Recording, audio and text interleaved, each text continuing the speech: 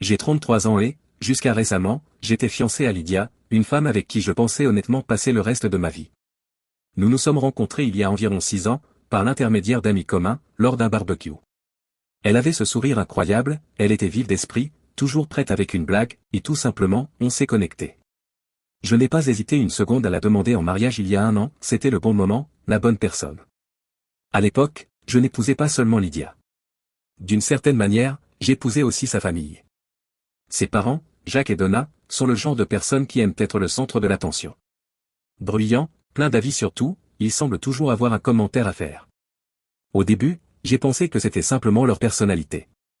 Mais avec le temps, j'ai commencé à voir à quel point leur sentiment de supériorité se glissait dans tout ce qu'ils faisaient. Avant de rentrer dans le vif du sujet, laissez-moi vous parler de ma mère. Elle s'appelait Patricia, et elle a été, sans aucun doute, la meilleure personne que j'ai jamais connue. Elle est décédée il y a 2 ans, après avoir combattu un cancer pendant 3 années brutales. L'avoir lutté contre cette maladie tout en continuant à mettre les autres en priorité a été une leçon d'humilité dans le bon sens. Elle m'a beaucoup appris sur la bonté, la générosité, et le fait de défendre ce qui est juste. Ma mère n'était pas seulement mon pilier, elle était le soutien de nombreuses personnes. Elle avait cette manière d'intervenir et d'aider sans jamais faire sentir à quiconque de la gêne ou une dette. C'était comme si elle faisait simplement ce qui devait être fait, discrètement. Et cela incluait la famille de Lydia. Jacques et Donna lui doivent beaucoup.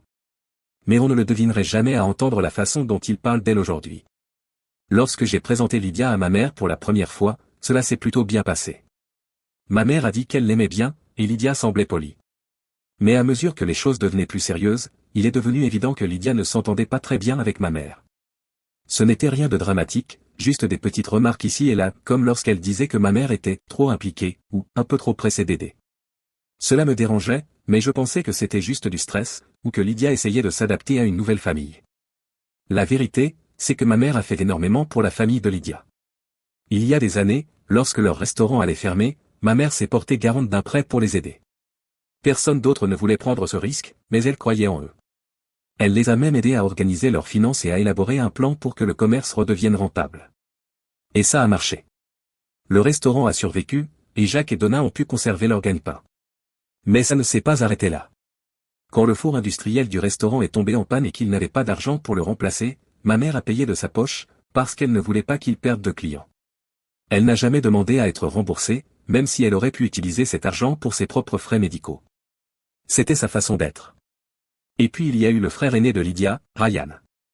Il avait du mal à finir ses études universitaires parce qu'il ne pouvait pas payer les frais du dernier semestre. Ma mère est intervenue et a tout réglé, pour qu'il ne soit pas obligé d'abandonner. Elle disait, l'éducation, c'est quelque chose qu'on ne peut jamais te reprendre. Et ce n'était pas seulement de l'argent qu'elle donnait. C'était du temps, de l'énergie. Elle a passé des heures à aider la famille de Lydia, que ce soit avec des conseils de comptabilité ou en gardant les enfants de Ryan pour qu'ils puissent étudier. Et laissez-moi vous dire, jamais Jacques, Donna ou Ryan ne l'ont vraiment remercié. Bien sûr, il disait « merci » en passant, mais il n'y a jamais eu de véritable reconnaissance pour tout ce qu'elle avait fait.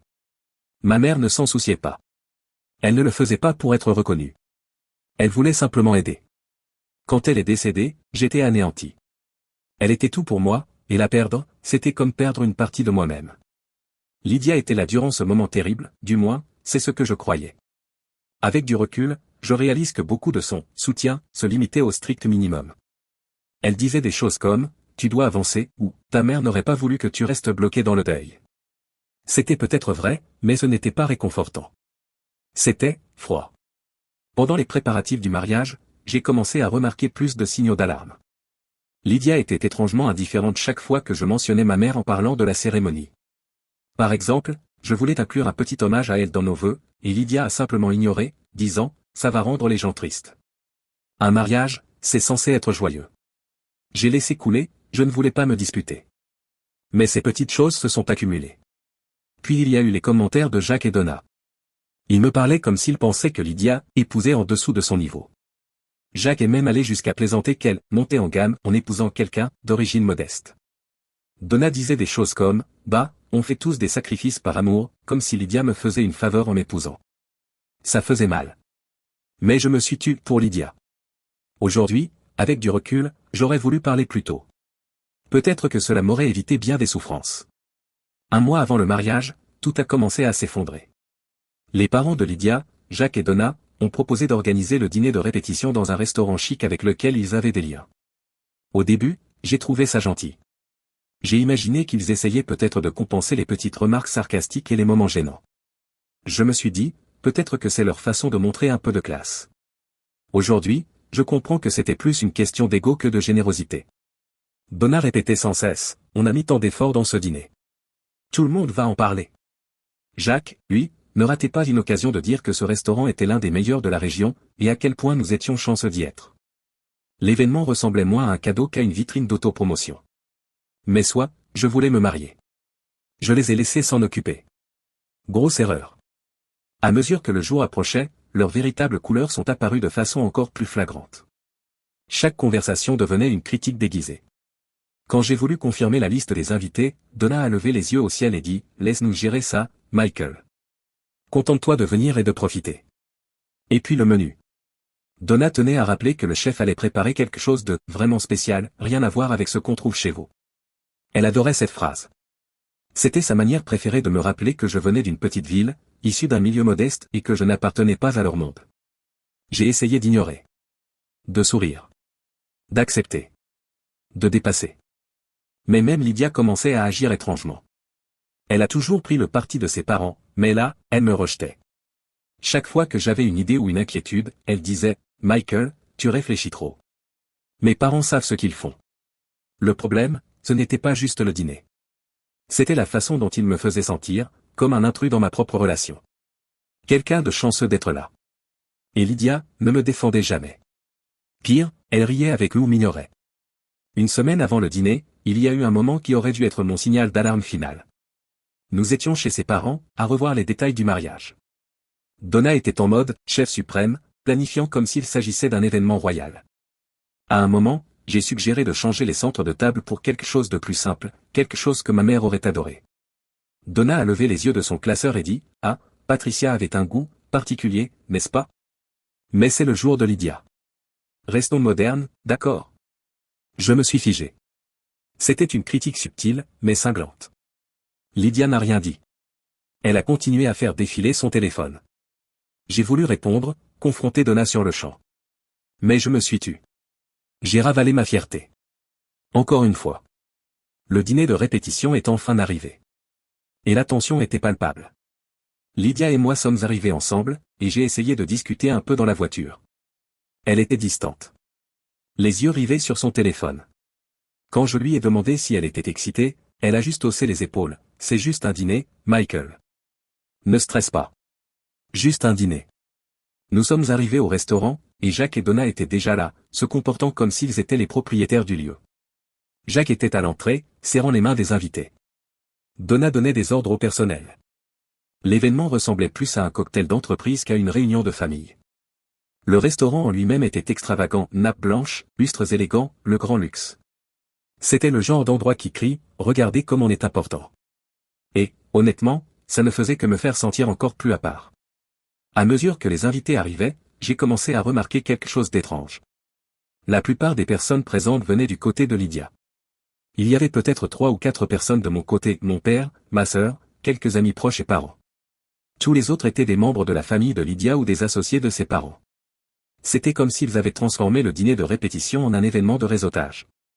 J'ai tiré Lydia à part et lui ai demandé ce qui se passait. Pourquoi ma famille n'est pas plus présente? Ai-je dit. Elle m'a lancé ce regard agacé et a répondu. Michael, ta famille est petite. Mes parents ont dû remplir la salle d'une façon ou d'une autre. Ce n'est pas un drame. Ce n'est pas un drame. C'était sa réponse à tout. Je me suis mordu la langue et je suis retourné me mêler aux autres, mais je ne pouvais pas me débarrasser de l'impression que ce dîner n'avait rien à voir avec nous. C'était Jacques et Donna qui faisaient leur show. Ils avaient détourné ce qui aurait dû être une célébration de notre relation pour en faire leur propre spectacle personnel. Après que tout le monde ait mangé, le véritable spectacle a commencé, les discours. Jacques a été le premier à prendre la parole, évidemment. Il a attrapé le micro comme s'il s'apprêtait à prononcer un discours principal lors d'un congrès et non à parler du mariage de sa propre fille. Il s'est raclé la gorge et a commencé. Bienvenue à tous. Ce soir, il s'agit de célébrer l'union de 2 familles, notre Lydia, et bien sûr, Michael. Il a prononcé mon nom comme s'il avait un goût amer dans la bouche. J'étais assis là, essayant de rester calme, mais chaque mot qui sortait de sa bouche était un affront à peine voilé. Il a commencé à parler de combien il était fier de Lydia, de comment elle avait toujours été l'étoile de la famille. Elle avait toujours su ce qu'elle voulait dans la vie, et elle s'était donné les moyens de l'obtenir. Et maintenant, elle allait épouser quelqu'un qui allait la garder les pieds sur terre. Il a esquissé un sourire narquois en disant cela, et je jure que certaines personnes ont ri. Je l'ai simplement fixé, me demandant si j'avais bien entendu. Puis il a lancé une anecdote sur à quel point Lydia avait toujours été une élève brillante, même enfant. Et sur la chance qu'elle avait eue de recevoir leurs conseils pour rester sur le droit chemin. À un moment, il a dit. Vous savez, on a toujours appris à Lydia à viser haut, et, même si Michael n'est peut-être pas exactement ce qu'on avait imaginé au départ. Il a laissé sa phrase en suspens comme si c'était censé être drôle. Je pouvais sentir le regard de mon père et de ma sœur, assis de l'autre côté de la table. Ensuite, ce fut au tour de Donna. Elle s'est avancée vers le micro comme si elle allait recevoir un prix. Son discours a bien commencé, elle a parlé de combien elle aimait Lydia, et à quel point elle était heureuse pour le mariage. Mais ensuite, elle a commencé à glisser de petites piques à mon sujet. Elle a dit que Lydia était la fille parfaite, qu'elle méritait ce qu'il y avait de mieux dans la vie. Et elle a lancé des sous-entendus. C'est une bonne chose qu'elle soit patiente, parce qu'elle a déjà tellement appris à Michael. J'ai failli m'étrangler avec l'eau. Ce que Lydia m'avait appris? À me mordre la langue pendant que ses parents me rabrouaient à chaque occasion? Puis Donna s'est tournée vers moi et a dit. Nous sommes si heureux de t'accueillir dans la famille, Michael. Ce sera agréable d'avoir enfin quelqu'un qui n'a pas peur de se salir les mains, n'est-ce pas? Elle a ri, et quelques-uns de ses proches l'ont suivi. J'ai regardé Lydia, espérant qu'elle interviendrait, ou qu'au moins, elle paraîtrait gênée. Mais elle souriait avec eux. Et juste au moment où je pensais que ça ne pouvait pas empirer, Jacques est retourné au micro. Il a tapé contre son verre et a dit. Une dernière chose avant de conclure. Je voudrais juste reconnaître quelqu'un qui n'est plus avec nous. Mais qui a joué un grand rôle dans la personne qu'est devenue Michael, sa mère, Patricia. L'espace d'une fraction de seconde, j'ai cru qu'il allait vraiment dire quelque chose de gentil. Mais non. À la place, il a dit. Patricia était unique. Elle avait le don de toujours vouloir s'impliquer, vous voyez? Elle avait toujours son mot à dire sur la façon dont les choses devaient se faire. Il a ri, et Donna a enchaîné. Oh, elle avait certainement des opinions bien arrêtées. Tu te souviens comme elle insistait pour nous aider, même quand on ne demandait rien? Je n'en croyais pas mes oreilles. Il parlait de ma mère comme si elle avait été une voisine trop curieuse. Jacques n'en avait pas fini.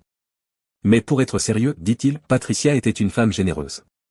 Elle nous a beaucoup aidés, parfois trop, pour être honnête. Il m'a lancé un clin d'œil, comme si c'était une blague privée. L'atmosphère était glaciale. Mais Jacques a continué. Assurons-nous de garder son esprit vivant à travers ce mariage.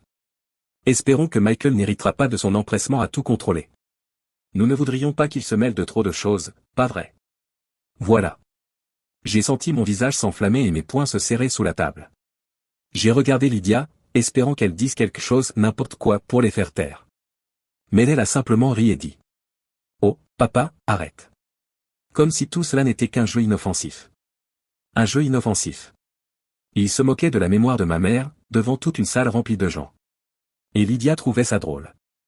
Je n'arrivais pas à y croire. Le pire, c'est que Jacques et Donna agissaient comme s'ils étaient charmants. Ils avaient cet air suffisant, comme s'ils pensaient que tout le monde riait avec eux.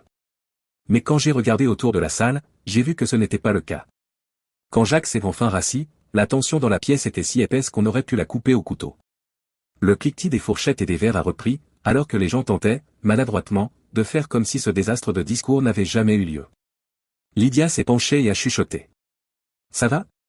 Son ton était léger, comme si elle me demandait si je voulais encore un verre d'eau, et non si j'étais en train de bouillir de rage.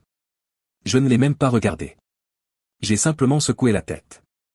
Ma mâchoire était si crispée que j'ai cru que mes dents allaient se briser. Et puis Donna est venue à notre table. Michael, dit-elle avec douceur, j'espère que tu ne t'es pas vexé. Jacques et moi, on voulait juste mettre un peu d'humour dans la soirée. C'était pour rire, rien de plus. C'est là que quelque chose s'est brisé en moi. Je ne pouvais plus rester silencieux. Je me suis levé, ma chaise raclant bruyamment le sol. Vous êtes sérieuse, là? Ai-je dit, d'une voix basse mais tremblante de colère. Et me voilà, debout au milieu du dîner de répétition. Ma chaise encore légèrement inclinée derrière moi.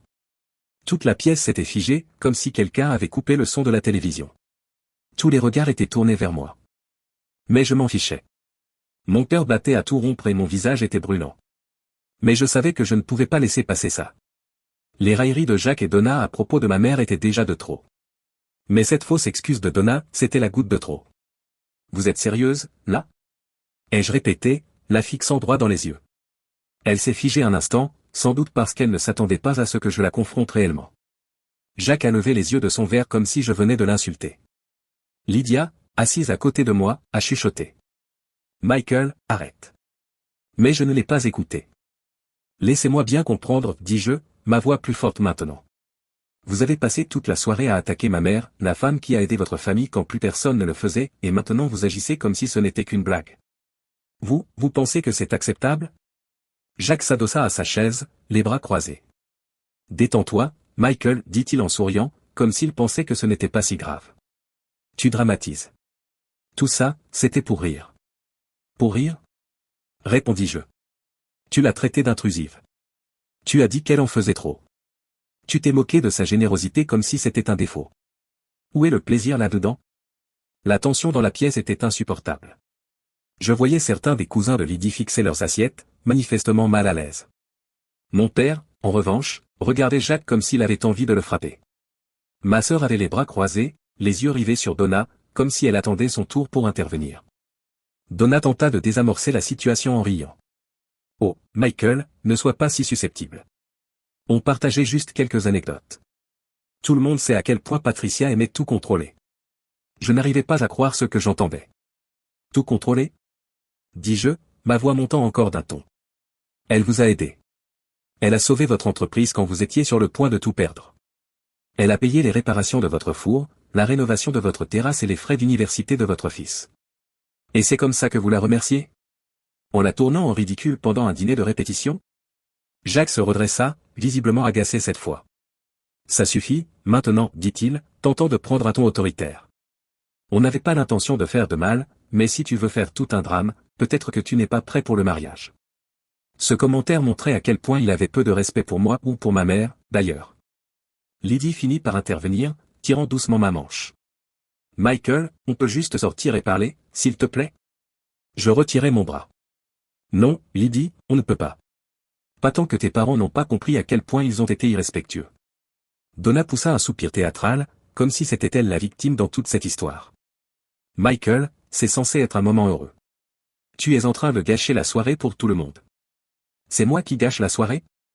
Dis-je, la voix tremblante de colère. Non, Donna. Tu l'as gâchée au moment même où tu as décidé de salir la mémoire de ma mère devant tout le monde. Et Lydie, tu es restée là, sans rien dire. Le visage de Lydie devint rouge. Je ne savais pas qu'ils allaient dire tout ça, répondit-elle, sur la défensive. Mais tu as ri, répliquai-je. Tu as ri à chaque insulte.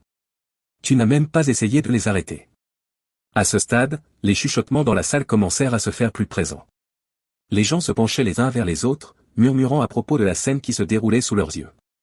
Je sentais leur regard peser sur moi, mais je m'en fichais. Il ne s'agissait pas d'eux. Il s'agissait de défendre ma mère. Jacques se leva, visiblement à bout. Très bien, Michael.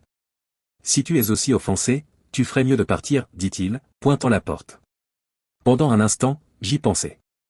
Partir, simplement, les laisser à leur dîner parfait. Mais je regardais autour de la pièce, mon père, ma sœur, quelques amis venus me soutenir. Tous me regardaient, attendant de voir ce que j'allais faire. Et je compris que je ne laisserais pas Jacques et Donna s'en sortir comme ça. Pas cette fois. Non, dis-je fermement. Je ne partirai pas. Pas tant que vous n'aurez pas compris ce que vous avez fait. Jacques ouvrit la bouche pour répondre, mais je le coupai net. Vous agissez comme si ma mère était une sorte d'envahisseuse obsessionnelle, mais sans elle, vous n'auriez même pas ce lien avec le restaurant. Elle n'a rien fait pour obtenir des remerciements ou des éloges. Elle l'a fait parce qu'elle se souciait de vous. Et maintenant vous salissez sa mémoire comme si c'était une blague. Ce n'est pas seulement irrespectueux. C'est répugnant. La salle redevint totalement silencieuse. Même Jacques sembla déstabilisé, comme s'il ne savait plus quoi dire. Donna ouvrit la bouche, mais aucun mot n'en sortit. Lydie restait assise, les yeux baissés, le visage figé entre honte et colère. Finalement, Jacques murmura. Ce n'était pas notre intention. Peu importe votre intention, dis-je. Ce qui compte, c'est comment ça a été perçu. Vous n'avez pas le droit de réécrire qui ma mère était juste parce que ça vous arrange. Elle méritait mieux que ça. Et moi aussi, franchement. Sur ces mots, je reculai de la table et attrapai mon manteau. Vous voulez que je parte? Très bien. Mais ne comptez pas me revoir. Mon père se leva aussitôt, prêt à me suivre. Ma sœur prit son sac et lança un dernier regard noir à Donna avant de nous rejoindre. Quelques-uns de mes amis se levèrent aussi, un peu hésitants, mais solidaires. Lydie m'appela. Michael, attends. Mais je ne m'arrêtai pas. Je quittai ce restaurant la tête haute, même si mon cœur battait à tout rompre. Dehors, mon père posa une main sur mon épaule. Tu as bien fait, dit-il. Ta mère serait fière de toi. J'acquiesçai, mais je ne me sentais pas fier. Je me sentais en colère et trahi. Et je réalisais quelque chose, si Lydie ne pouvait pas me défendre, ni défendre ma mère, alors peut-être qu'elle n'était pas la personne que je croyais. Une part de moi pensait avoir bien fait de partir. Mais l'autre ne pouvait se défaire du sentiment que ce n'était pas suffisant. Si je laissais les choses en l'état, Lydie et sa famille réécriraient l'histoire pour me faire passer pour le méchant. Ils diraient que j'étais trop sensible, que j'avais exagéré. Non. Je ne pouvais pas laisser ça arriver. Il ne s'agissait pas que de moi. Il s'agissait de ma mère, de sa mémoire, et de ce que je défendais. Je pris une grande inspiration et me tournai vers mon père. Je dois y retourner, dis-je. Quoi? Fit ma sœur. Pourquoi? Tu ne leur dois rien. Je sais, répondis-je en la regardant. Mais je ne peux pas laisser ça en suspens. Je dois leur faire comprendre, à Lydie, à ses parents, à tout le monde, que c'est terminé. Définitivement. Mon père hésita, puis acquiesça. Si c'est ce que tu dois faire, tu veux qu'on vienne avec toi? Non, dis-je en secouant la tête. C'est quelque chose que je dois faire seul. Ma sœur sembla vouloir protester, mais se retint. Je me retournai et marchai vers le restaurant. J'avais l'estomac noué, mais l'esprit clair. Je ne retournais pas là-bas pour faire un scandale. Je retournais là-bas pour mettre un terme à tout, une bonne fois pour toutes. Les gens chuchotaient entre eux, jetant des regards furtifs vers la porte quand j'entrais. Lydie était toujours assise à la table, le visage pâle et les yeux écarquillés. Quand elle me vit, elle se leva. Michael, dit-elle. Qu'est-ce que tu fais? J'ignorais sa question et marchai droit vers le fond de la salle, là où Jacques et Donna étaient encore assis, l'air bien trop satisfaits d'eux-mêmes. Jacques haussa un sourcil en me voyant approcher, visiblement surpris de me voir revenir. Donna m'adressa ce même sourire doux et faux qu'elle avait arboré toute la soirée. Déjà de retour? Dit Jacques, d'un ton dégoulinant de sarcasme. Je ne pris même pas la peine de répondre. Je me tournai vers toute la salle. Excusez-moi, tout le monde, dis-je calmement, assez fort pour être entendu de tous. Le murmure s'arrêta instantanément. Tous les regards étaient à nouveau tournés vers moi. Mon cœur battait fort, mais je gardais la voix ferme. J'ai quelque chose à dire. Je regardais Lydia, qui s'était levée, figée près de la table, les mains fermement entrelacées devant elle. Je sais que ce n'est ni le moment ni l'endroit que quiconque aurait imaginé pour ça, mais après ce qui s'est passé ce soir, je ne vois plus aucune raison d'attendre. Je pris une grande inspiration et poursuivis. Ce mariage est annulé. La salle explosa. Soupirs, murmures, grincements de chaises emplirent l'air tandis que les gens se tournaient les uns vers les autres. La mâchoire de Lydia se décrocha, et ses mains se portèrent à sa bouche. Mon Michael, non, murmura-t-elle. Mais je levai la main pour l'arrêter. La salle était désormais plongée dans un silence de mort. Même les serveurs avaient cessé de bouger, figés dans les coins. Je me tournai vers les autres invités. Il ne s'agit pas seulement de ce soir, dis-je. Il s'agit du genre de famille dans laquelle j'étais sur le point d'entrer. Une famille qui ne me respecte pas, qui ne respecte pas ma mère, et qui ne respecte pas les valeurs avec lesquelles j'ai été élevé. Je ne peux pas, et je ne veux pas, passer le reste de ma vie à être traité ainsi. Jacques retrouva enfin sa voix. Tu fais une énorme erreur, gamin, dit-il, d'un ton dégoulinant de condescendance. Tu es en train de jeter quelque chose de précieux pour rien. Je ris amèrement. Pour rien? Tu crois que manquer de respect à ma mère, ce n'est rien? Tu crois que me traiter comme si j'étais inférieur, ce n'est rien? Non, Jacques. L'erreur aurait été d'aller jusqu'au bout de ce mariage et de m'attacher à une famille qui ne me mérite pas. Donna semblait sur le point de pleurer ou peut-être simplement honteuse, parce que leur petit spectacle venait de se retourner contre eux. Michael, dit-elle d'une voix tremblante, ne prenons pas de décision à chaud. On peut en parler demain, quand tout le monde aura eu le temps de se calmer. Non, dis-je fermement. On n'en parlera pas demain. Ni jamais. C'est terminé. Je me tournai vers Lydia une dernière fois. Son visage était couvert de larmes, et elle semblait ne pas savoir si elle devait hurler ou supplier. Je me dirigeai vers la porte, mes pas résonnant dans la salle silencieuse. Alors que j'atteignais la poignée, j'entendis Lydia m'appeler une dernière fois. Michael, je t'en supplie, ne fais pas ça. Je m'arrêtai un instant, la main sur la porte. Puis je me retournai et dis. C'est déjà fait. Quitter ce restaurant fut comme arracher un pansement. Il y eut une douleur, bien sûr, mais ce que je ressentis surtout, ce fut du soulagement. C'était fini. Le mariage. Le manque de respect constant. Le sentiment d'être toujours légué au second plan dans une famille que j'étais censé intégrer. Tout cela appartenait désormais au passé. Le lendemain matin, les véritables répercussions commencèrent. Je me réveillai avec une centaine de messages non lus sur mon téléphone. La plupart venaient de Lydia, quelques-uns de Jacques et Donna, et même certains de membres de sa famille que je connaissais à peine. Le ton variait entre supplication et agressivité pure. Les messages de Lydia étaient pleins d'excuses. Je suis désolé, Michael. Je ne voulais pas te blesser. S'il te plaît, parle-moi. Ceux de Jacques étaient plus hostiles. Tu nous as humiliés devant tout le monde. Tu vas le regretter. Donna, elle, jouait la victime. Je n'arrive pas à croire que tu aies fait ça à Lydia. Elle ne méritait pas ça. Je les ai tous ignorés. En milieu d'après-midi, Lydia se présenta à mon appartement. Je savais que ça allait arriver. Je m'y étais préparé toute la journée.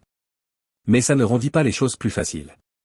Quand j'ouvris la porte, elle avait l'air de ne pas avoir dormi. Ses yeux étaient rouges, son visage ravagé par les larmes. Elle portait encore la robe de la veille, comme si elle était rentrée chez elle et avait pleuré jusqu'à s'endormir. Michael, dit-elle doucement, la voix tremblante. On peut parler? S'il te plaît? Je croisai les bras et m'adossai à l'encadrement de la porte. De quoi veux-tu parler, Lydia? J'ai été très clair hier soir. Elle tressaillit comme si je l'avais giflée, mais elle ne recula pas. Je sais que tu es en colère, et tu as toutes les raisons de l'être, dit-elle. Mais on peut réparer ça. On peut surmonter tout ça. Je secouai la tête. Tu ne comprends pas, n'est-ce pas? Elle essuya ses yeux du revers de la main, sa voix se brisant. J'avais peur, d'accord? Je ne savais pas quoi faire. Peur de quoi? Demandai-je, la frustration montant. Peur de contrarier tes parents? Peur de créer un scandale? Elle ne répondit pas. Elle resta là, en larmes, pendant que je la regardais, espérant quelque chose, n'importe quoi, qui me ferait croire qu'elle comprenait vraiment ce qu'elle avait fait. Mais rien ne vint. Ses yeux s'écarquillèrent et elle fit un pas en avant. S'il te plaît, Michael, murmura-t-elle. Ne fais pas ça. On peut faire que ça marche. Je parlerai à mes parents. Je les ferai s'excuser. Mais ne termine pas comme ça. Je secouai de nouveau la tête. Il ne s'agit pas seulement de tes parents, Lydia. Il s'agit de toi. Et la nuit dernière m'a montré exactement qui tu es. Et je ne peux pas l'oublier. Je mérite mieux. Elle me fixa un moment, son visage se déformant alors que la réalité la frappait. Un samedi après-midi, je nettoyais l'ancienne boîte à souvenirs de ma mère. C'était quelque chose que j'avais gardé depuis son décès.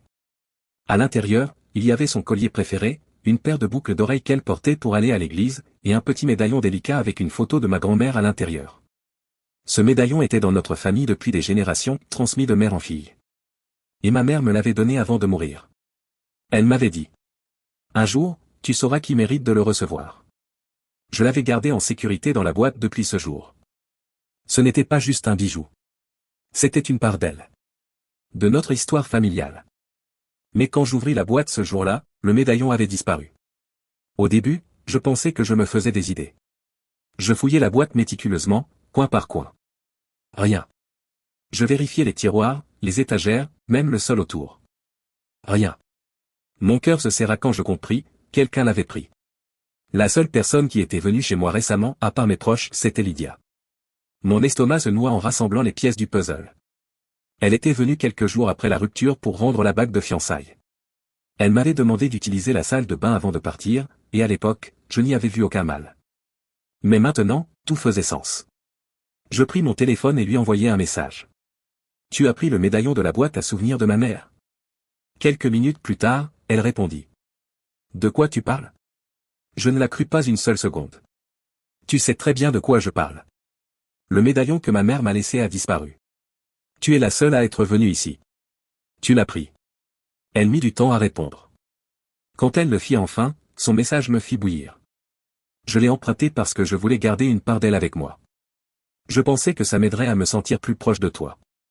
Emprunter. Sans demander. Sans prévenir. Je n'en croyais pas mes yeux. Je l'appelai immédiatement. Quand elle répondit, elle adopta un ton défensif, comme si elle était la victime. Michael, ce n'est pas grave, dit-elle. J'allais te le rendre. Pas grave. Répliquai-je. Ce médaillon est dans ma famille depuis des générations. Ce n'est pas un bibelot qu'on prend sur un coup de tête. Comment as-tu pu croire que c'était acceptable? Je voulais juste me sentir connecté à toi, dit-elle, la voix tremblante, jouant la carte de la pitié. Je ne pensais pas que tu t'en rendrais compte. Bien sûr que je m'en rendrais compte. Criai-je. Il vient de ma mère. Et le fait que tu n'aies même pas pensé à me le demander rend ça encore pire. Elle se mit à pleurer. Mais je n'avais aucune envie de la consoler. Où est-il? Exigeai-je. Chez mes parents, avoua-t-elle, entre deux sanglots. Je ne voulais pas le perdre, alors je l'ai laissé là-bas, en sécurité. C'était la goutte d'eau. Tu as pris quelque chose qui ne t'appartenait pas. Quelque chose qui signifie plus pour moi que tu ne pourras jamais comprendre. Et tu l'as laissé chez tes parents? Tu te fiches de moi? Je suis désolé, murmura-t-elle. Désolé, ne suffit pas, dis-je, d'un ton glacial.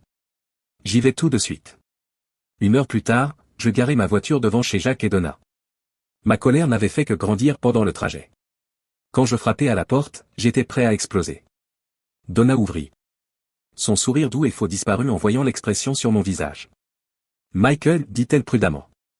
Que fais-tu ici? Je viens récupérer le médaillon de ma mère, dis-je sèchement. Lydia m'a dit qu'il est ici. Son visage passa de la surprise à l'irritation. Lydia a pris un médaillon? Pourquoi? Elle n'aurait jamais. Allez le chercher, l'interrompis-je. Elle plissa les yeux, mais s'écarta pour me laisser entrer. Quelques minutes plus tard, Lydia descendit les escaliers, le médaillon à la main. Ses yeux étaient gonflés, son visage ravagé. Mais je m'en fichais. Tout ce que je voyais, c'était le médaillon qui pendait entre ses doigts, comme s'il n'avait aucune importance. Tiens, dit-elle en me le tendant. Je le pris et l'inspectai, m'assurant que c'était bien le bon. Une fois certain, je le glissai dans ma poche et me retournai pour partir. Oh, Michael, attends, dit-elle, désespérée. Je ne voulais pas te blesser. Je voulais juste. Me voler, la coupai-je. Tu m'as volé, Lydia. Tu as volé à ma mère. Comme si tout ce que tu avais déjà fait ne suffisait pas. Son visage se tordit. Elle se remit à pleurer. Mais je ne m'arrêtai pas. Je sortis et claquai la porte derrière moi. Dans les jours qui suivirent, je bloquai son numéro, supprimai ses messages, et coupai toutes les voies possibles de contact. J'en avais fini avec elle, avec sa famille, et avec tout le drame qu'ils avaient apporté dans ma vie. Annuler le mariage avait été difficile, mais ça, c'était le clou dans le cercueil.